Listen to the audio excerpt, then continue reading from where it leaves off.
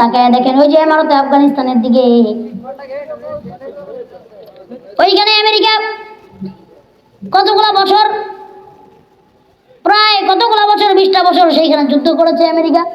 দুনিয়ার পরাশক্তি যাদের কাছে বলা হয়, যাদের কাছে গোলা বারুদ, মিসাইল, হাইপারসনিক মিসাইল, পারমাণবিক বোমা, বড় বড় জেট, বড় বড় যুদ্ধ জাহাজগুলি, বড় বড় পাণ্ডুবিগুলি, সাবমেরিনগুলি, কোনো কিছু তাদের কাছে কমতি নাই। পৃথিবীর কোনো শক্তি তাদের সাথে লড়াই করে পারে না। কিন্তু ওই যে আমাদের আফগানিস্তানে কাদের কাছে তারা হেরে আসছে জানেন?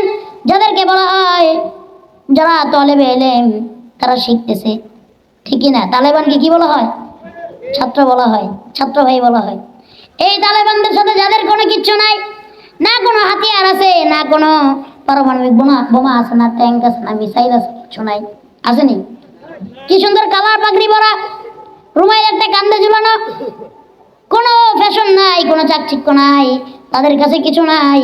একটা জিনিস তাদের কাছে সব থেকে বড় জিনিস আছে, সেটা হলো আল্লাহর মদদ। 20টা বছর তাদের উপরে নির্যাতন জুলুম করার পরেও তাদের সাথে পেরে উঠে নাই। শেষ ম্যাচ 4টে বাটি গোল করে পলাই গেছে আফগানিস্তান থেকে, ঠিক কিনা?